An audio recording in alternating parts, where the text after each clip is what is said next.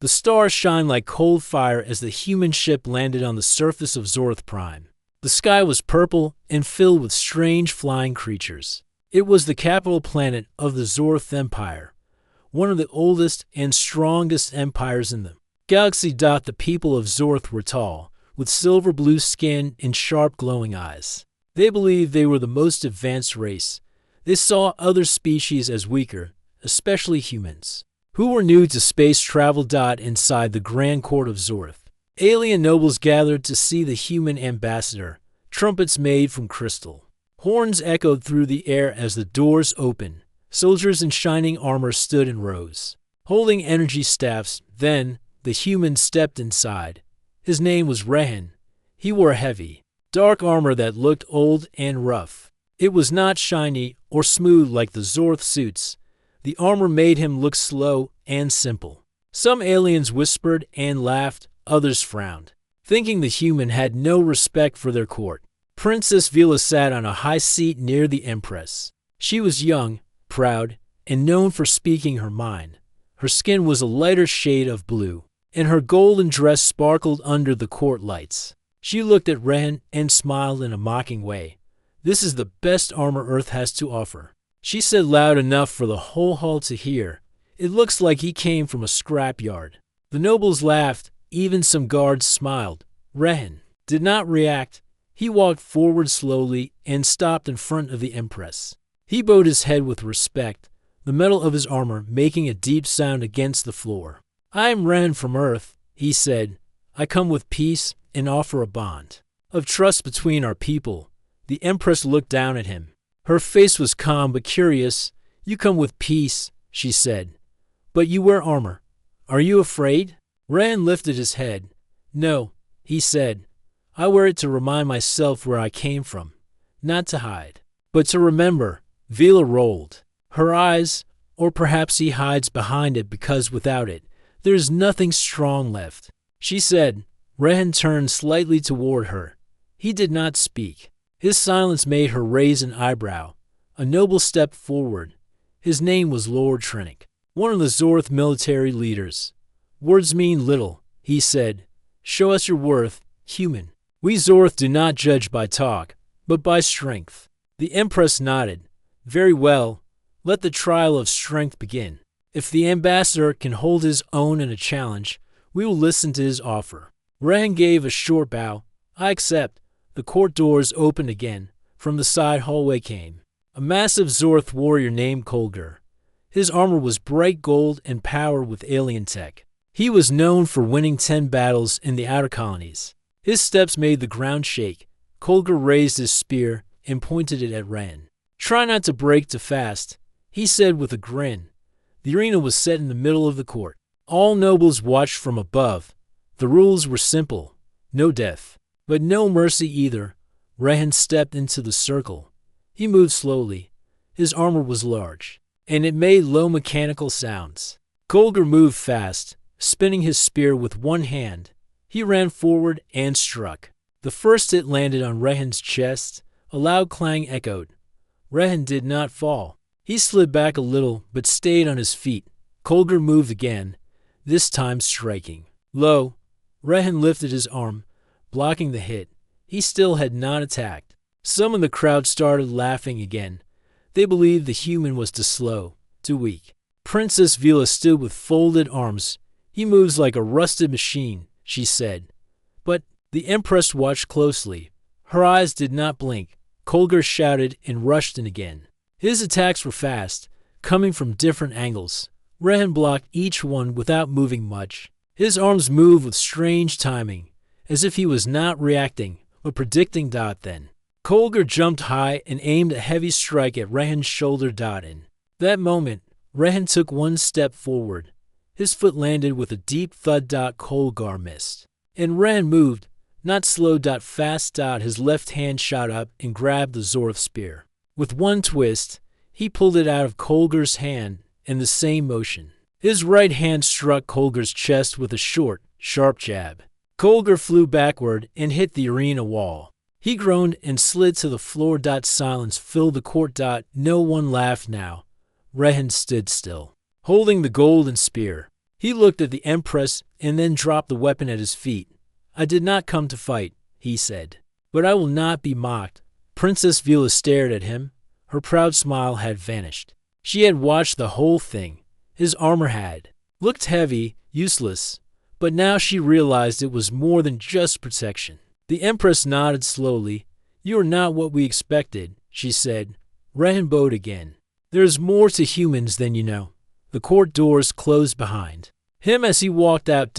And for the first time in her life, Vila found herself speechless. Rafi was no longer just a visitor. He had become part of the palace, part of something he did not understand. Each morning he woke up with more questions than the day before. He had not seen the queen again since her first order. But Lyra, the daughter he was told to stay with, was always there, quiet, watchful, strange. On the second morning, Rafi found Lyra in the inner garden. The sky above was covered by a clear dome, and strange blue vines climbed the walls. Lyra sat near a fountain shaped like a curled serpent. Her eyes were closed, her hands resting on her knees. He didn't want to disturb her, but she opened her eyes. You walk without sound, she said. I didn't want to interrupt you, Rafi replied. She stood up slowly and looked at the fountain. This garden was built when I was born. My mother said it would calm me. Does it? Sometimes, she answered. There was silence for a while. Rafi walked closer and sat on a low bench. A small bird with 3 wings flew past and landed on the edge of the fountain. Do you always stay inside the palace? He asked. I have never left. Not even once, no. My mother says the world outside is not ready. Ready for what? Lyra looked at him, but her expression did not change. For me, Rafi didn't ask more. He had seen many things in the galaxy, but nothing like this. A girl kept inside like a secret. A queen who watched but never explained. And now, strange things were happening around him. That evening, a servant brought food to Rafi's room. Simple fruits, cooked roots, and warm water. He ate quickly, then went to Lyra's chamber. The guard at the door stepped aside without speaking. Inside, Lyra was reading a book made of light. Symbols floated in the air and shifted slowly as she turned pages with a wave of her hand. Can I ask something? Rafi said. She looked up and nodded. Why did your mother choose me? Lyra closed the book. The symbols faded. You are human, she said. You carry something in your body. My mother believes it connects to what I am. But I'm just a mechanic. I fix machines. I don't have special powers. She picked up a crystal from her desk. Not all powers are visible. Some are quiet. She placed the crystal in his hand. It was warm. Rafi felt a soft vibration. Then the crystal turned pale green. Lyra watched it closely. It reacts to you, she said. Is that good? I think so. Suddenly, the lights in the room flickered. A sound came from the hallway. Heavy footsteps. Rafi and Lyra stood still. The door opened and 2 guards entered. One of them spoke quickly. Princess, we found a message device hidden under the east wall. It was sending signals. Lyra frowned. What kind of signals? Unknown. But it was not from the palace. The guards left. Lyra looked at the door for a long moment. I think someone is watching us, she said. You think they're spying on you? She nodded. Or on you. Rafi felt cold. Why would they spy on me? Maybe they fear what might happen if we become friends. That night, Rafi couldn't sleep. He kept thinking about the crystal, the message device, the queen's silence. He decided to send a short message to someone he trusted. He still had a small Earth-made communicator hidden in the bottom of his bag. He powered it up and sent a secure message. To his old friend Imran at the Earth Embassy, he wrote, still alive, living in the palace, strange things happening. The queen is hiding something, watching her daughter, maybe connected to human tech. Will update. He sent the message, then powered the device off again. The next morning, Rafi met Lyra on the west balcony. From there, the city of Maran looked like a field of stars. Floating vehicles moved between towers, and people walked across long bridges made of light. Lyra leaned on the railing. Do you like it here? It's beautiful, but it doesn't feel free. She turned her head. It's not. They stood in silence. After a while, Lyra spoke again. My mother tells everyone I am a gift to our people, but she never lets them speak to me. Only the Royal Council sees me, and now you. Do you feel like a prisoner? Rafi asked. I feel like a puzzle, a locked box waiting to be opened. Do you want to be opened? Lyra turned to him. Only if I open myself, not if someone else forces it. Later that day, a servant brought both of them to a room Rafi had not seen before. It was filled with machines and large screens. The queen was waiting there. She stood beside a glowing map of the stars. You both are here, she said. Good. Rafi bowed slightly. Lyra stood still. I have watched your progress, the queen said. The crystal responds to you. That is the first sign. Rafi asked, what does that mean? You will stay by her side. You will continue the connection. In time, we will see what she becomes. Lyra's voice was calm but clear. What? If I don't want to become anything for your plan? The queen looked at her daughter. This is bigger than you. Maybe, Lyra replied. But I still have a choice. The queen said nothing. She turned and walked away. The room darkened. Behind her, Rafi and Lyra were left alone. He looked at her. Are you afraid? Lyra shook her head. No, but I'm tired of being used. Rafi nodded. Then let's find your own path, one that you choose. That evening, Rafi found a small note left on his table. The writing was not in Zaharan language. It was in Earth script. It said, she must not awaken. Stop before it's too late. Rafi looked toward the hallway. Someone inside the palace was watching. Someone who didn't want Lyra to change. And now, he knew they were not alone. She must not awaken. Stop before it's too late. He read the words again and again. They were written in Earth language. Only someone with access to Earth scripts could have left it. That meant someone from the Earth Embassy, or someone trained by Earth. Rafi folded the note and hid it inside his belt. He stepped out of his room and walked toward Lyra's chamber. The hallway was quiet, but he felt like he was being watched. When he entered her room, Lyra was sitting near the crystal table. Her fingers floated above the glowing surface. She looked up as Rafi came in. I received the warning, he said. She tilted her head. From whom? I don't know. But the message said you must not awaken. Lyra stayed silent for a moment. Then she stood up and walked to her shelves. She pulled out a thin box and opened it. Inside was an old data card. My mother gave this to me when I turned 10, she said. She said it belonged to my real father. Rafi looked at her in surprise. You mean the king? She never speaks of him, Lyra said. And I have never seen him. Some say he left. Some say he never existed. She handed Rafi the card. Can you open it? Rafi took the card carefully. It looked like Earth tech. He pulled a small reader from his pouch and slid the card inside. The reader blinked, then displayed a message. It said, Project Unity, Human Variant Hybrid Program. Status, active.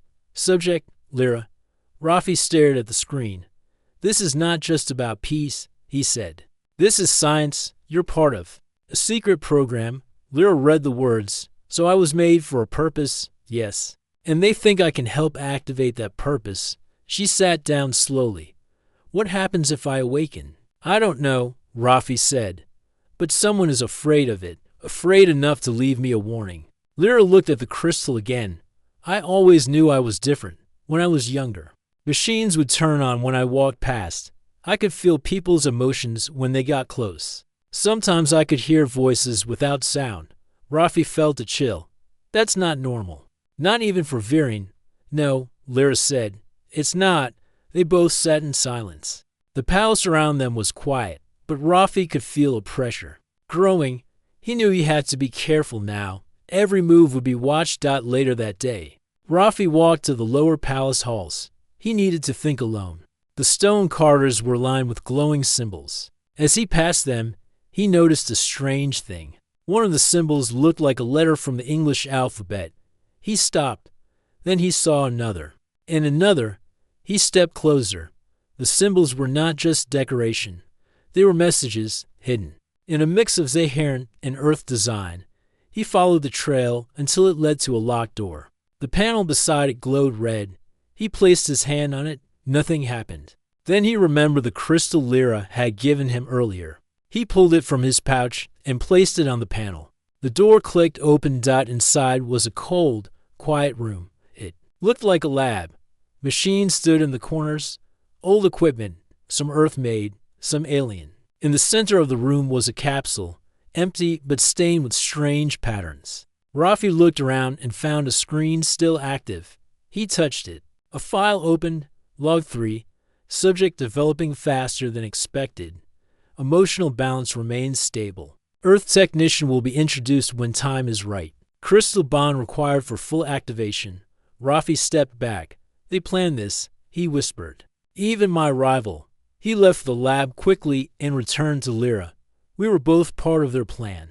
He said, your growth, my presence. They were watching all along. Lyra nodded slowly.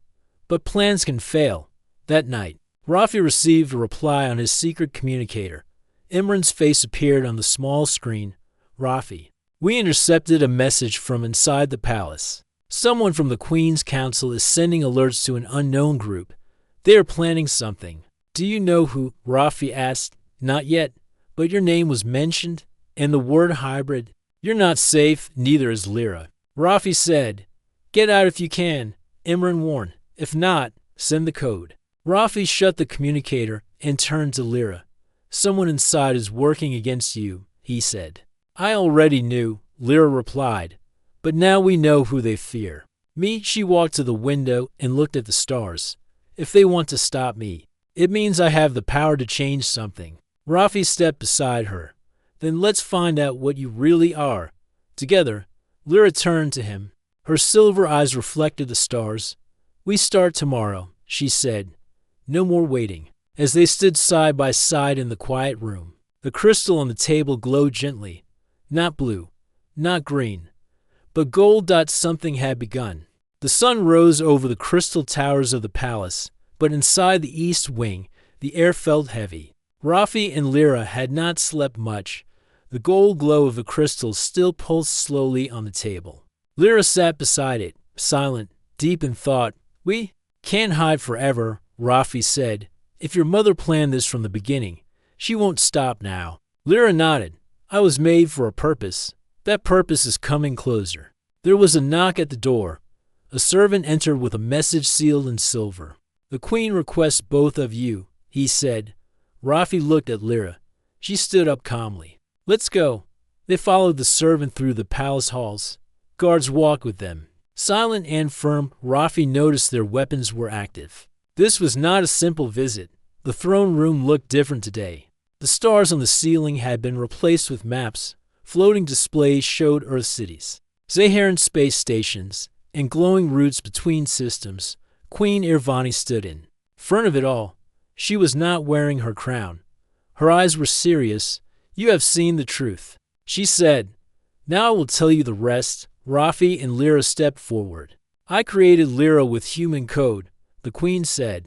Not from weakness, but from vision. Humans adapt, they survive. They grow strong under pressure. I wanted that strength for my people. She looked at Lyra. You are the first of your kind, but you are not the last. My scientists will create more. A new generation, built for peace or for power. It depends on how the galaxy treats us. You use me, Lyra said. I raised you, the Queen replied. I gave you knowledge, safety, and purpose. You gave me a cage, Lyra said. You never let me choose. The Queen stepped closer. Your gift is not for hiding. It is for leading. Rafi's presence was necessary to activate your hidden abilities. You have seen it begin. Rafi felt anger rise. You brought me here without telling me the truth. I thought I was just fixing machines. You are more than that. The Queen said, you are the spark that wakes the flame. And now the flame is burning. Lyra looked at her mother. What happens now? You remain here, the Queen said. Your body is changing. Soon, your power will be complete. And then Rafi asked, then she leads, the Queen said, or she breaks. Lyra took a step back. I will not be used as a weapon. The Queen's voice stayed calm. You will do what is needed. The galaxy is watching, and war is coming. She waved her hand. Take them back to the east wing. The guards moved forward. Rafi reached for Lyra's hand, but she stood still. Her face was calm, but her eyes burned with quiet fire. Back in the east wing, Lyra paced the garden. The crystal followed her, floating slowly behind her steps. She doesn't care about me, she said. She cares about what I can do. She's preparing for war, Rafi said, and you're her secret weapon. Lyra stopped then. We must escape before she tries to control me fully. Escape from the palace, Rafi asked. It's surrounded by guards, shields, and walls. Lyra touched a tree in the garden. The bark shimmered. A secret panel opened near the roots. My father helped build the old tunnels, she said. He placed markers only I could see. You've known this the whole time. I kept it hidden until I was sure, she said. Now I am sure. They returned to her chamber and packed quickly. Lyra carried the gold crystal. Rafi brought the hidden communicator and a light weapon. At midnight, they moved. The garden door opened silently. The tree roots shifted, revealing a stairway made of stone. They entered without looking back. The tunnel was dark and cold. Strange lights flickered on the walls. The crystal floated ahead of them, lighting the way. This leads outside the mountain, Lyra whispered, to the forest base once used by rebels. They walked for a long time. The tunnel twisted and turned. At one point, they had to crawl through a narrow passage. Suddenly, the crystal turned red. Someone is near, Lyra said. They stopped. Ahead, footsteps echoed. Rafi raised his weapon. A shadow moved quickly, then disappeared. We're not alone, he said. A figure jumped from the wall. Rafi fired, and the bolt hit the wall. The attacker rolled and stood, pointing a long spear at them. Wait, Lyra said. I know that armor. It's one of the old farce guards. The figure pulled back the helmet. It was a woman with silver markings on her face. Princess, she said. We were told you would come. You were expecting me? Lyra asked. Yes, the woman said. Your father gave orders long ago. If the day came when you ran from the queen, we were to help you. My father is alive. We believe so, the woman said. But he is hiding. The queen hunted those who stood against her. He vanished years ago. Lyra lowered her voice. Can you take us to him? Yes? Follow me. But we must move fast. The queen will find out soon. They left the tunnel and entered the thick forest. Rafi had never seen plants like these. Tall blue trees, giant mushrooms, glowing leaves. Creatures watched from behind branches. The camp was hidden under a thick layer of vines. A small group of people lived there, wearing simple clothes. Some looked human, others varying. Lyra stepped forward. A young boy ran to her and touched her arm. Your eyes are like the stories. She smiled gently. That night, the camp shared food with them. The leader of the camp, a man named Soren, told them about the queen's plans. She is building an army, Soren said. Half machine, half blood. You were meant to lead them. I want no army, Lyra said. I want peace. Then, you must stand and speak, Soren replied. Show the galaxy who you really are. Rafi looked at Lyra. You said you didn't want to be used, he said. But maybe you can use your voice to stop this before it begins. Lyra touched the gold crystal. It pulsed brightly. I will speak, she said. Not for war, for truth. The fire burned low. Stars filled the sky above. The queen's plan had begun. But now so had Lyra's. The farce camp stayed quiet, but everyone inside it moved with care. Lyra had become the center of attention, though she never asked for it. People from the nearby hills came to see her. Some had heard stories of a girl with silver eyes. Some had followed secret signals left by her father years ago. Rafi stayed close to her side, always watching, always ready. But they both knew peace would not last long. Early the next morning, a guard rushed into the camp. His clothes were torn, and dust covered his face. The queen has found the tunnel, he said. Her soldiers are already searching the forest. Soren, the camp leader, looked at Lyra. You must leave. If they catch you, they will bring you back to the palace, and this time, they won't let you escape again. Where can we go? Rafi asked. There's an old science base to the west, Soren replied. Your father built it. Hidden deep underground. If he's still alive, that's where he'll be. Lyra stood without fear. Then take us there. Soren gave them a map and supplies. 3 farce guards agreed to guide them. They moved quickly through thick trees and narrow paths. Rafi held his small weapon ready. Lyra moved with silent focus, her eyes always alert. By afternoon, they heard the first sound of trouble. A loud noise came from behind them. Machines were flying above the forest, small scout drones. They passed over the trees, scanning everything below. Hide now, one guard said. Everyone dropped low under thick bushes. The drones moved slowly, sending flashes of light across the leaves. Rafi held his breath. One drone stopped above them. Its red eye blinked. Then it turned and flew away. They don't have your signal yet, the guard whispered. But they will soon. They moved again, this time faster. After walking for hours, they reached a rocky hill. A waterfall flowed down one side, cold and clear. Behind it, hidden by the sound of rushing water, was an entrance. This way, said the lead guard. They stepped behind the falls. A steel door stood in the stone wall, half covered in moss. Lyra reached out and touched the panel. The gold crystal she carried floated up and pressed itself against the metal. The door clicked and opened slowly. Inside was a narrow tunnel, lit by old lights still glowing faintly. Wires hung from the ceiling. Machines lined the walls, long forgotten but still humming softly. The guards stayed outside. We will hold the entrance, one said. Go find what you need. Rafi and Lyra walked through the cold hallway. The place smelled like metal and dust.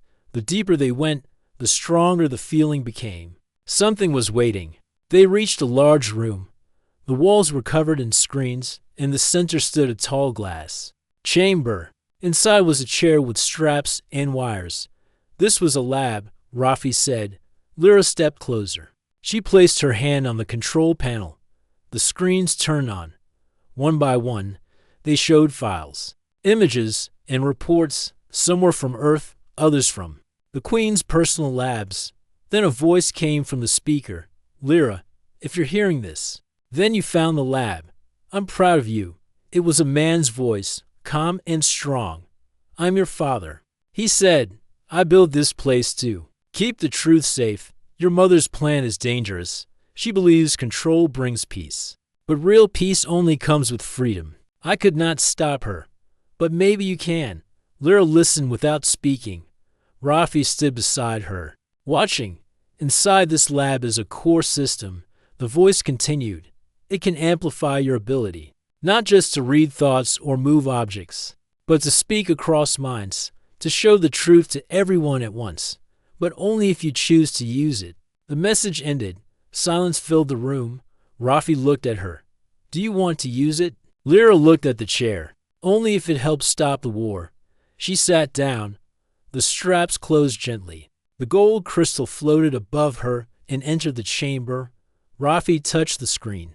The system started. Lights moved across Lyra's body. Her eyes closed. Her breathing slowed. Then something changed. The chamber filled with energy. Rafi stepped back as the floor shook lightly. A wave of light passed through the room. The screen showed distant places, Earth cities, Saharan towers, space stations. All were receiving the signal. People across the galaxy began to see what Lyra saw.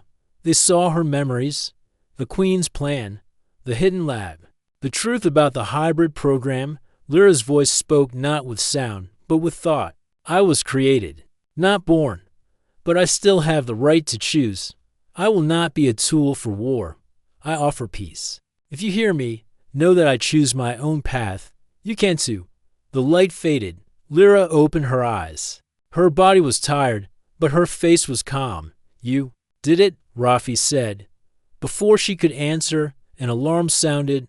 One of the guards ran inside. They found the base. The Queen's soldiers are here. Rafi helped Lyra stand. They ran back through the hallway, outside. Lasers flashed in the sky. The forest was burning in places. The guards fought bravely, but were outnumbered. A large ship hovered above the hill. A voice spoke. From its speakers, Lyra, come forward. You are not safe among rebels. Return to your place. Lyra stepped into view. The soldiers stopped. The ship lights focused on her. She raised her hand. I will not go back, she said. I speak for myself now. Not for the Queen. Not for fear. The soldiers looked unsure. They had seen the broadcast. They had heard her voice in their minds. One by one, they lowered their weapons. The Queen's ship rose slowly and flew away without a shot. The farce quieted again. Smoke filled the air, but the battle had ended without blood. Rafi stood beside Lyra. You didn't need power to win, he said. You only needed truth. She looked at the stars above. This is just the beginning, she said. The air was still after the Queen's ship left. Smoke rose from the burned trees. But no fire remained. Rafi stood near the edge of the hill, watching the sky. Lyra sat quietly beside a broken log, her face calm but thoughtful. The soldiers who had come to take her were gone. Some had left with the Queen's ship.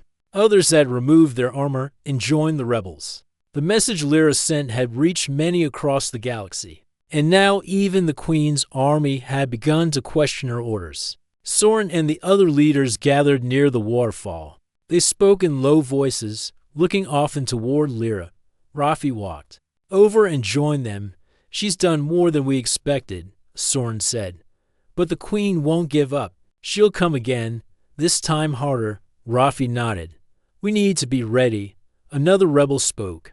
The Queen has a weapon, something new. She took it from an old human ship near the edge of the system. We heard stories. It can break shields and destroy planets. Lyra walked up behind them. Then we can't wait. We must go to her. Soren looked at her with concern. You are strong, Lyra. But she is your mother. She still believes she owns you. She is not my mother. Lyra said, not anymore. She chose power. I choose peace. The camp moved quickly after that. Everyone packed supplies. A plan was made. There was an old fighter ship buried under the hill. Rafi and two engineers worked all night to fix it. They replaced parts, recharged the engine, and loaded fuel cells. By sunrise, the ship stood ready. It was small, fast, and had just enough power to reach the Queen's palace in the sky. Lyra and Rafi climbed inside. The cockpit was tight, and the controls were half broken. But Rafi smiled. She won't win today. The ship lifted slowly from the ground, then shot up through the clouds. The stars opened around them like a silver ocean. Rafi guided the ship toward the upper orbit where the Queen's sky palace waited. From far away, it looked peaceful. White towers floating among space clouds. But as they got closer, the defense systems lit up. Red warning lights flashed across the screen. She knows we're coming, Rafi said.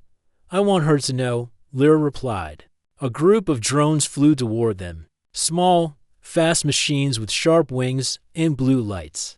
Rafi held the controls tight and moved the ship left and right. Lasers shot past them.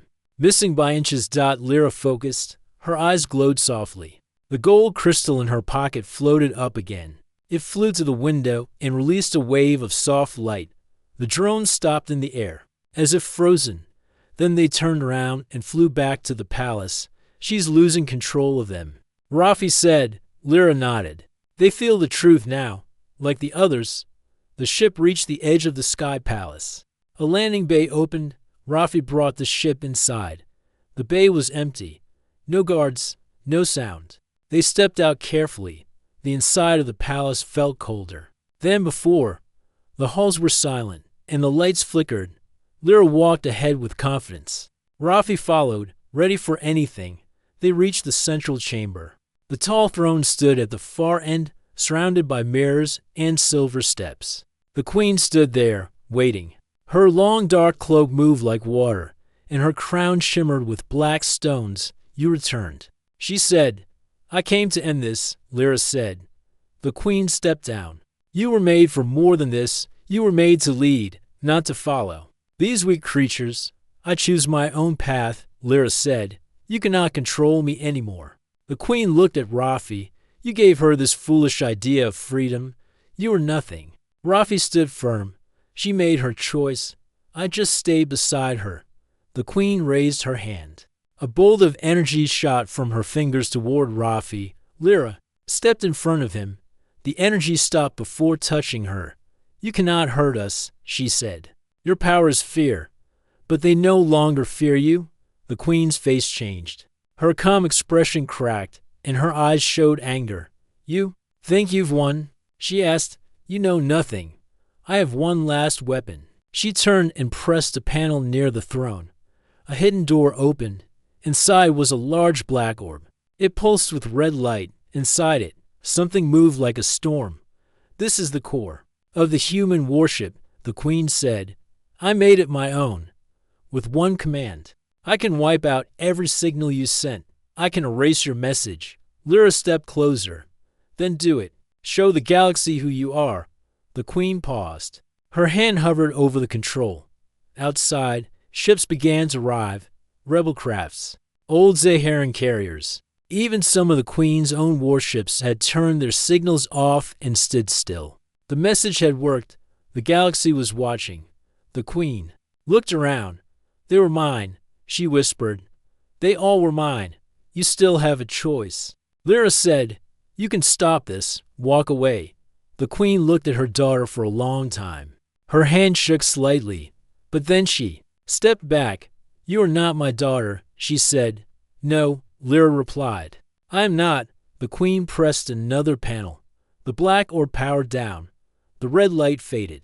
Guards entered the chamber, but they did not come to fight. They bowed to Lyra. The queen sat down on her throne, tired and defeated. Rafi looked at Lyra. "It's over." Lyra took a breath. "Not yet, but it's a beginning." The queen's crown lay untouched on the silver floor. Her hands rested on her lap, quiet and still. She no longer spoke. Her eyes no longer held power. The throne room, once full of commands and fear, now stood silent. Lyra turned away from the throne and looked out through the large glass walls. Stars moved slowly outside. Rebel ships floated peacefully near the sky palace. No one fired. No one shouted. A calm silence had taken over the place where war was expected. Rafi stood beside her. He watched her carefully. "What now?" "We return," Lyra said. "The galaxy must decide what it wants next. Not one person, not one ruler, but all together." Soren's voice came through the comms. "We are ready to enter. Are we clear?" Rafi pressed the button on his wrist. "Yes, no threat remains. The queen has surrendered." The Psi gates opened. Soren and a group of leaders walked in slowly. Some looked around in awe. They had never seen the inside of the palace. Others moved straight to the control panels and started disabling weapons and security systems. The queen remained seated. She said nothing. She gave no orders. One of the leaders whispered to Soren, "Should we imprison her?" Soren looked at Lyra. "What do you say?" Lyra walked toward the queen. She looked at the woman who had once held the whole galaxy in her hand.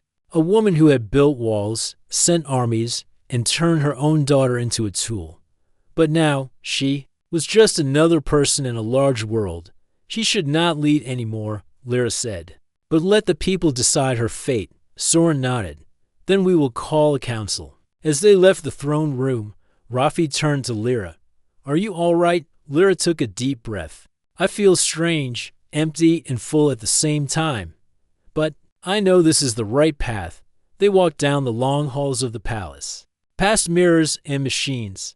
The place no longer felt alive. It was a shell of power now. The heart had moved outside, into the ships and voices of those who stood up. When they reached the landing bay, Rafi looked at the old ship they came in. "It may not fly again." "We don't need it," Lyra said. "There are better ways to travel now." A larger transport ship landed gently in the bay. Its door opened, and friendly faces greeted them. It was a symbol of the new future, a ship built not for war, but for connection. They climbed aboard. The engines hummed softly as they lifted off. Lyra looked down one last time at the floating palace. She didn't feel hate. She didn't feel sadness. She just felt the wind of change moving through the stars. The ship flew past the edge of the Queen's space, then entered open orbit below. The planet where Rafi and Lyra had first met came into view. The green force blue rivers, and red hills seemed to glow with hope. They landed near the rebel camp. Children ran out first, then elders, then warriors. Everyone cheered when they saw Lyra and Rafi step out. She did it, someone shouted. No, Lyra said gently. We did it together. Soren stood in the center of the gathering. He raised his hand. This is not the end. This is only the beginning. We must build again. Not just homes and roads, but trust and peace. The crowd listened quietly. The firelight from nearby torches lit their faces. Some people had lost family. Some had lost their homes, but they stood together now. That was something greater. A girl stepped forward. She held a flower with glowing petals. She handed it to Lyra. This is for you, she said, for showing us we don't have to be afraid.